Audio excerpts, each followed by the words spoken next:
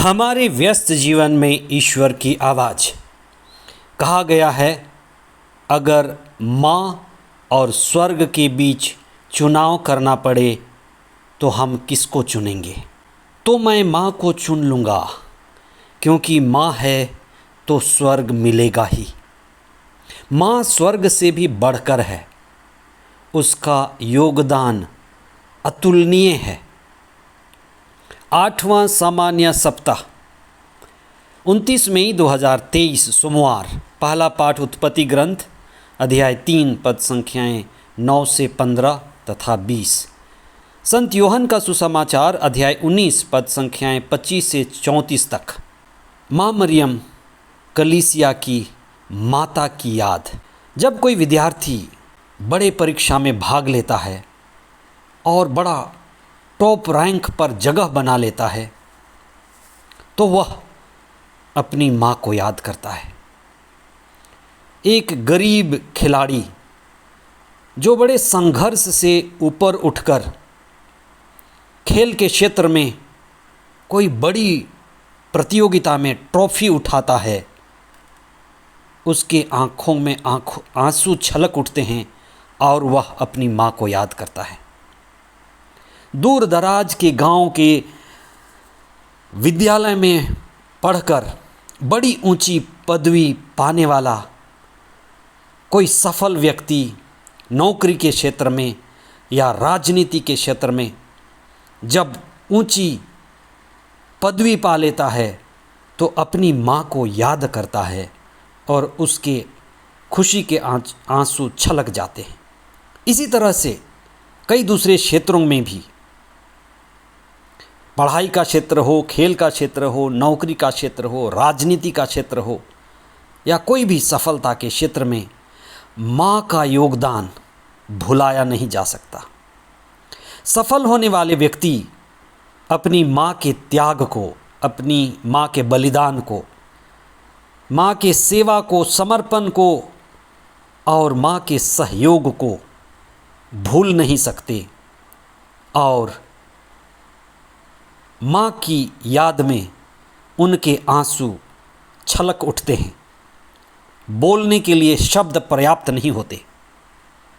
आज पेंतेकोस्त के तुरंत बाद के सोमवार को कलीसिया माता मरियम को याद करना चाहती है।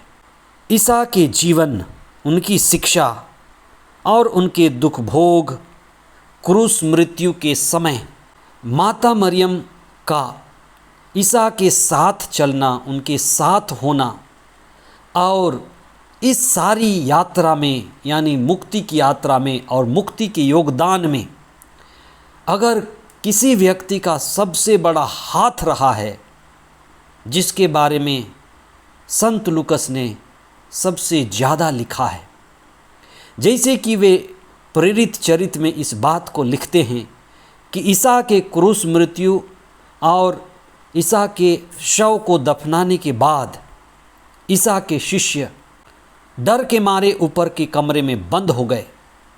शिष्य और वहाँ माता मरियम और कुछ धर्मी महिलाएं जो ईसा के द्वारा मुक्ति का अनुभव पाई थीं, एक साथ रहकर लगातार प्रार्थना कर रही थी। माता मरियम सबको जोड़ कर रखी हुई थी।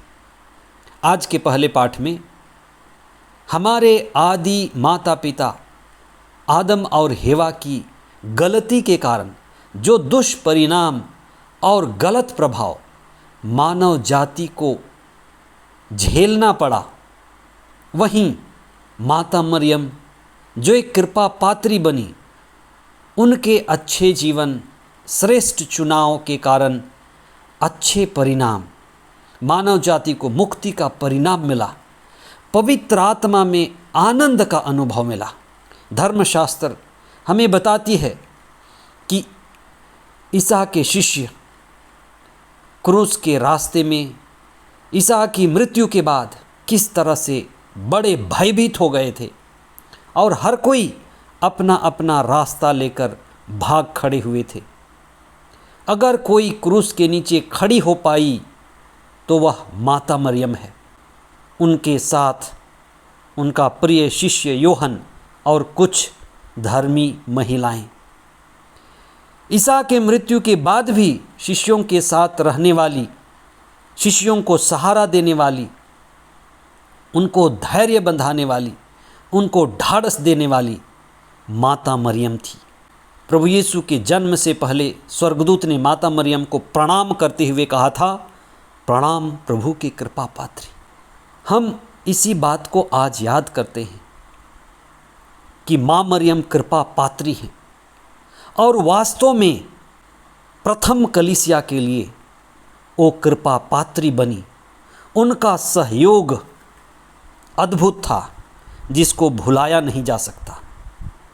इसलिए आज हम उनको विशेष रूप से याद करते हैं और उनके माध्यम से प्रार्थना करते हैं कि जिस तरह से वे प्रथम कलीसिया के लिए माध्यम बनी, पवित्र आत्मा को लाने, अनुभव करने का माध्यम बनी, प्रार्थना के द्वारा शिष्यों को एकत्रित करने का माध्यम बनी और प्रथम कलीसिया में उनका बड़ा अद्भुत सहयोग रहा। हर एक विश्वासी, हर एक प्रभु भक्त, हर एक प्रभु में बढ़ने वाला आध्यात्मिक व्यक्ति माँ मरियम की सहारा पाता है, माँ का सहयोग पाता है। इसलिए हम विश्वास के साथ प्रार्थना करें, संतों की संगति, संतों के सहचर और उनके योगदान से आध्यात्मिकता में आगे बढ़ें। पिता, पुत्र और पवित्र आत्मा, उनकी आशीष और कृपा सदा हम पर बनी रहे। आमीन।